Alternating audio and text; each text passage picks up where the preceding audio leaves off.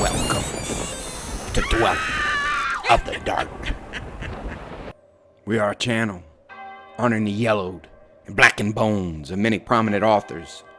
We will be digging up several obscure, strange, and forgotten authors who influenced many of the great horror, science fiction, and fantasy writers today. Comment below if you like. If you have authors that you'd like to see recognized, list them in the comments. Contact our author page. Subscribe for more tales of the horrifying, obscure, strange, and forgotten. We'll have quite a collection climbing out of the tombs. If you like any of our tales, ring the bell and crush the like button below. Authors, always looking for fresh blood. Subscribe and contact us for more information. Check out our other stories and our websites: Rumble, BitChute, YouTube, Dweller of the Dark. Official website, dwellerofthedark.com. Facebook, Jeffrey LeBlanc, horror writer. Books are on Kindle and Amazon. You can follow us, support us on Twitter, Instagram, Patreon, Bandcamp. Dweller of the Dark. Children of horror. A tentacled dark god calls his cult for an apocalyptic awakening. A scientist using alchemy and sorcery attempts to reanimate the dead. And a man gets more than frostbite with his cooling machine as we unleash the hound to bring forth the bones of the master of horror, Howard Phillips Lovecraft. H.P. Lovecraft was a horror and weird fiction master who achieved posthumous fame through his influential works of horror, science fiction, fantasy, and poetry. Many of Lovecraft's greatest works were first published only in pulp magazines, and strangely, he was virtually unknown as a writer during his lifetime and died in obscure poverty. Among his most celebrated tales are The Rats in the Walls, The Color Out of Space, The Call of Cthulhu, At the Mountains of Madness, The Shadow over Innsmouth, and The Shadow Out of Time. These were just some of the stories making up the canon of Lovecraft's Cthulhu mythos. Tonight, we present his most endearing tale, The Outsider. This tale is cherished by horror fans the world over. This story was one of the most popular works ever published in Weird Tales by any horror writer.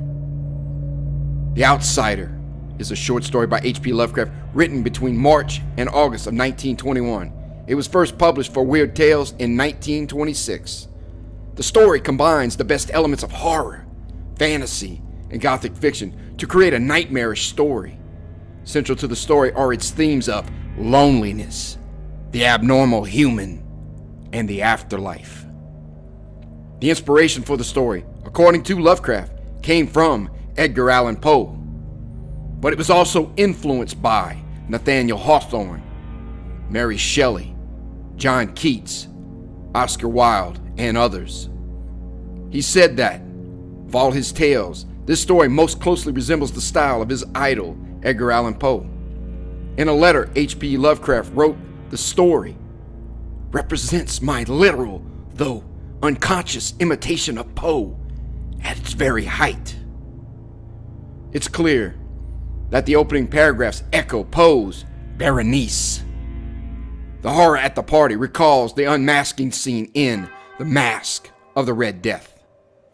Is The Outsider an autobiographical account of H.P. Lovecraft? Studying the life of Lovecraft, it's obviously evident he drew from incidents of isolation, loneliness, and rejection shadowing his life. But in The Outsider, Lovecraft's acceptance of his hideousness, the proclamation that he accepts his place in the world of darkness, roars through in the powerful, heartfelt quote, "I know always that I am an outsider, a stranger, in this century and among those who are still men." The Outsider is the story of a mysterious narrator who has been living alone in a castle for as long as he can remember. The isolated individual decides one night to break free in search of companionship and adventure. What is the story of this lonely outsider? Can he shine a light on his terrifying secret to his new friends? The Outsider by H.P. Lovecraft. That night, the Baron dreamt of many a woe, and all his warrior guests, with shade and form, of witch and demon and large coffin worm, were long benightmared. Keats. Unhappy is he to whom the memories of childhood bring only fear and sadness. Wretched is he who looks back upon lone hours in vast and dismal chambers with brown hangings and maddening rows of antique books, or upon odd watches in twilight groves of grotesque, gigantic, and vine-encumbered trees that silently wave twisted branches far aloft. Such a lot the gods gave to me, the dazed, the disappointed, the barren, the broken. And yet I am strangely content and cling desperately to those sear memories when my mind momentarily threatens to reach beyond to the other. I know not where I was born, save that the castle was infinitely old and infinitely horrible, full of dark passages and having high ceilings where the eye could find only cobwebs and shadows. The stones in the crumbling corridors seemed always hideously damp, and there was an accursed smell everywhere, as of the piled up corpses of dead generations. It was never light, so that I used sometimes to light candles and gaze steadily at them for relief. Nor was there any sun outdoors, since the terrible trees grew high above the topmost accessible tower. There was one black tower which reached above the trees into the unknown outer sky, but that was partly ruined and could not be ascended save by a well-nigh impossible climb up the sheer wall, stone by stone. I must have lived years in this place, but I cannot measure the time. Beings must have cared for my needs, yet I cannot recall any person except myself, or anything alive but the noiseless rats and bats and spiders. I think that whoever nursed me must have been shockingly aged, since my first conception of a living person was that of something mockingly like myself, yet distorted, shriveled, and decaying like the castle. To me, there was nothing grotesque in the bones and skeletons that strode some of the stone crypts deep down among the foundations. I fantastically associated these things with everyday events and thought them more natural than the colored pictures of living beings, which I found in many of the moldy books. From such books I learned all that I know. No teacher urged or guided me, and I do not recall hearing any human voice in all those years, not even my own. For although I had read of speech, I had never thought to try to speak aloud. My aspect was a matter equally unthought of, for there were no mirrors in the castle, and I merely regarded myself by instinct as akin to the youthful figures I saw drawn and painted in the books. I felt conscious of youth because I remembered so little.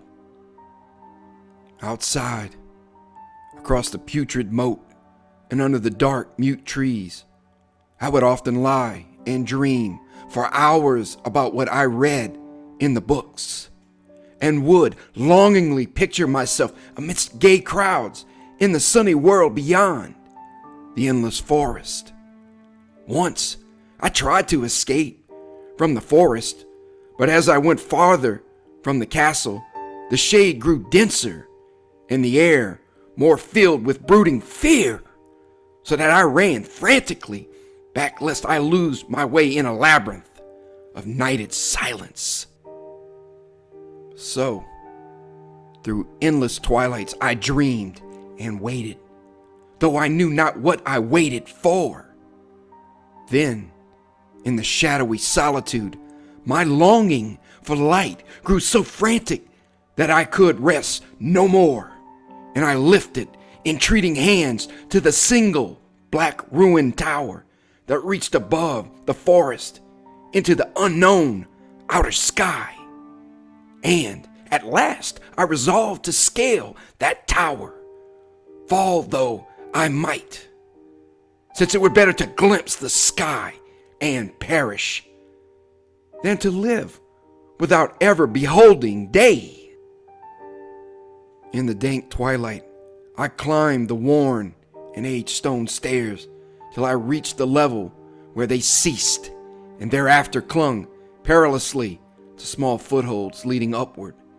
Ghastly and terrible was that dead, stairless cylinder of rock, black, ruined, and deserted, and sinister with startled bats whose wings made no noise. But more ghastly and terrible still was the slowness of my progress. For climb as I might, the darkness overhead grew no thinner, and a new chill, as of haunted and venerable mold, assailed me. I shivered as I wondered why I did not reach the light, and would have looked down had I dared. I fancied that night had come suddenly upon me, and vainly groped with one free hand for a window embrasure that I might peer out and above and try to judge the height I had attained. All at once, after an infinity of awesome, sightless crawling up that concave and desperate precipice, I felt my head touch a solid thing, and I knew I must have gained the roof, or at least some kind of floor. In the darkness, I raised my free hand and tested the barrier, finding it stone and immovable. Then came a deadly circuit of the tower, clinging to whatever holds the slimy wall could give, till finally my testing hand found the barrier yielding, and I turned upward again, pushing the slab or door with my head as I used both hands in my fearful ascent. There was no light revealed above, and as my hands went higher, I knew that my climb was for the nonce ended, since the slab was the trap door of an aperture leading to a level stone surface of greater circumference than the lower tower. No doubt, the floor of some lofty and capacious observation chamber. I crawled through carefully and tried to prevent the heavy slab from falling back into place, but failed in the latter attempt. As I lay exhausted on the stone floor, I heard the eerie echoes of its fall, but hoped, when necessary, to pry it open again. Believing I was now at a prodigious height, far above the accursed branches of the wood, I dragged myself up from the floor and fumbled about for windows that I might look for the first time upon the sky and the moon and stars of which I had read. But on every hand I was disappointed, since all that I found were vast shelves of marble bearing odious oblong boxes of disturbing size. More and more I reflected and wondered what hoary secrets might abide in this high apartment so many eons cut off from the castle below. Then, unexpectedly, my hands came upon a doorway where hung a portal of stone, rough with strange chiseling. Trying it, I found it locked. But with a supreme burst of strength, I overcame all obstacles and dragged it open inward. As I did so, there came to me the purest ecstasy I have ever known, for shining tranquilly through an ornate grating of iron and down a short stone passageway of steps that ascended from the newly found doorway was the radiant full moon, which I had never before seen save in dreams and in vague visions I dared not call memories. Fancying now that I had attained the very pinnacle of the castle, I commenced to rush up the few steps beyond the door. But the sudden veiling of the moon by a cloud caused me to stumble, and I felt my way more slowly in the dark. It was still very dark when I reached the grating, which I tried carefully and found unlocked, but which I did not open for fear of falling from the amazing height to which I had climbed.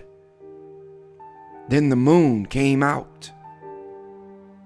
Most demoniacal of all shocks is that of the abysmally unexpected and grotesquely unbelievable. Nothing I had before undergone could compare in terror with what I now saw, with the bizarre marvels that sight implied. The sight itself was as simple as it was stupefying, for it was merely this. Instead of a dizzying prospect of treetops seen from a lofty eminence, there stretched around me, on a level through the grating, nothing less than the solid ground, decked and diversified by marble slabs and columns, and overshadowed by an ancient stone church, whose ruined spire gleamed spectrally in the moonlight. Half unconscious, I opened the grating and staggered out upon the white gravel path that stretched away in two directions. My mind, stunned and chaotic as it was, still held the frantic craving for light, and not even the fantastic wonder which had happened could stay my course. I neither knew nor cared whether my experience was insanity, dreaming, or magic, but was determined to gaze on brilliance and gaiety at any cost. I knew not who I was, or what I was, or what my surroundings might be. Though as I continued to stumble along, I became conscious of a kind of fearsome latent memory that made my progress not wholly fortuitous. I passed under an arch out of that region of slabs and columns and wandered through the open country, sometimes following the visible road, but sometimes leaving it curiously to tread across meadows where only occasional ruins bespoke the ancient presence of a forgotten road. Once I swam across a swift river where crumbling, mossy masonry told of a bridge long vanished. Over 2 hours must have passed before I reached what seemed to be my goal, a venerable ivied castle in a thickly wooded park, maddeningly familiar, yet full of perplexing strangeness to me. I saw that the moat was filled in, and that some of the well-known towers were demolished, whilst new wings existed to confuse the beholder. But what I observed with chief interest and delight were the open windows, gorgeously ablaze with light and sending forth sound of the gayest revelry. Advancing to one of these, I looked in and saw an oddly dressed company, indeed, making merry and speaking brightly to one another. I had never seemingly heard human speech before, and could guess only vaguely what was said. Some of the faces seemed to hold expressions that brought up incredibly remote recollections. Others were utterly alien. I now stepped through the low window into the brilliantly lighted room, stepping, as I did so, from my single bright moment of hope to my blackest convulsion of despair and realization. The nightmare was quick to come, for as I entered, there occurred immediately one of the most terrifying demonstrations I had ever conceived.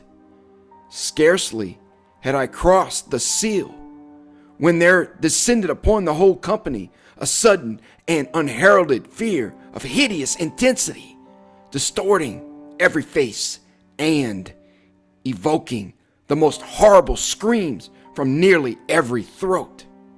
Flight was universal, and in the clamor and panic, several fell in a swoon and were dragged away by their madly fleeing companions.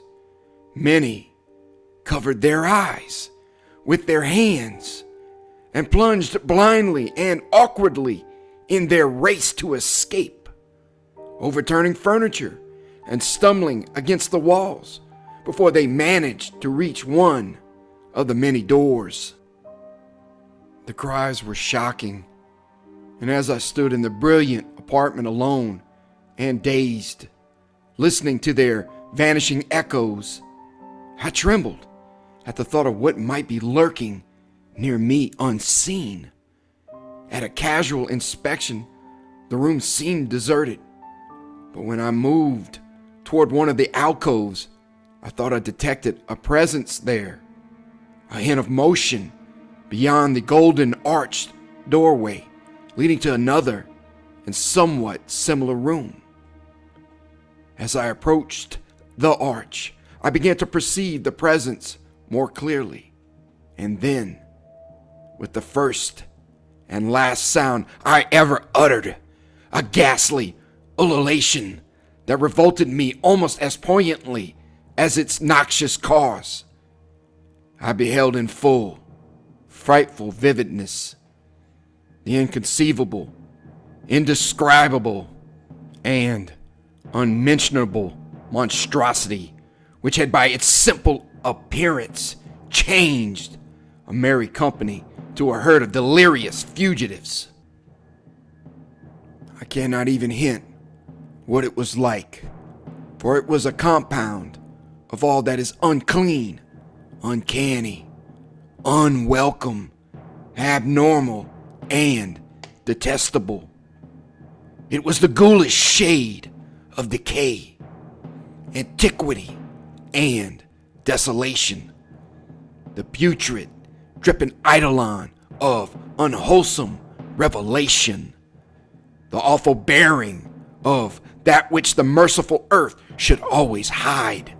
God knows it was not of this world, or no longer of this world.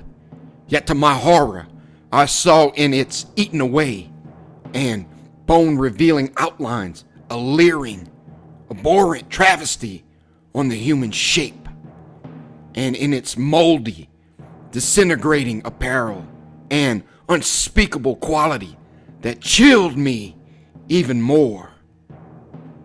I was almost paralyzed but not too much, so to make a feeble effort toward flight. A backward stumble, which failed to break the spell in which the nameless, voiceless monster held me. My eyes, bewitched by the glassy orbs which stared loathsomely into them, refused to close, though they were mercifully blurred and shewed the terrible object but indistinctly after the first shock. I tried to raise my hand to shut out the sight, yet so stunned were my nerves that my arm could not fully obey my will. The attempt, however, was enough to disturb my balance, so that I had to stagger forward several steps to avoid falling. As I did so, I became suddenly and agonizingly aware of the nearness of the carrion thing, whose hideous hollow breathing I half fancied I could hear. Nearly mad, I found myself yet able to throw out a hand to ward off the fetid apparition which pressed so close, when in one cataclysmic second of cosmic nightmarishness and hellish accident, my fingers touched the rotting, outstretched paw of the monster beneath the golden arch. I did not shriek, but all the fiendish ghouls that ride the night wind shrieked for me, as in that same second there crashed down upon my mind a single and fleeting avalanche of soul-annihilating memory. I knew in that second all that had been. I remembered beyond the frightful castle and the trees, and recognized the altered edifice in which I now stood. I recognized, most terrible of all, the unholy abomination that stood leering before me as I withdrew my sullied fingers from its own. But in the cosmos, there is balm as well as bitterness, and that balm is Nepenthe. In the supreme horror of that second, I forgot what had horrified me, and the burst of black memory vanished in a chaos of echoing images. In a dream, I fled from that haunted and accursed pile and ran swiftly and silently in the moonlight. When I returned to the churchyard place of marble and went down the steps, I found the stone trapdoor immovable, but I was not sorry, for I had hated the antique castle and the trees.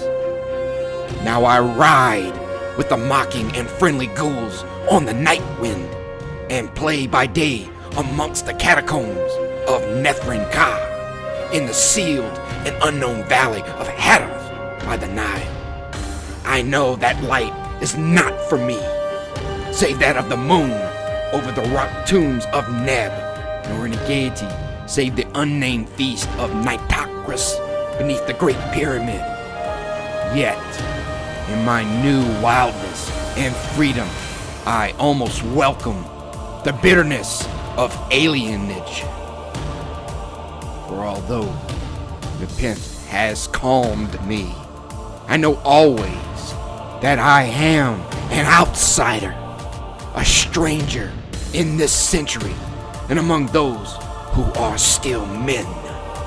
This I have known ever since I stretched out my fingers to the abomination within that great gilded frame.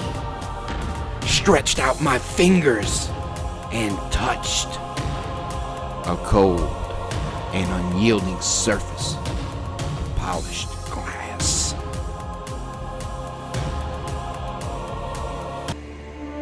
Thank you for listening. Have a great night.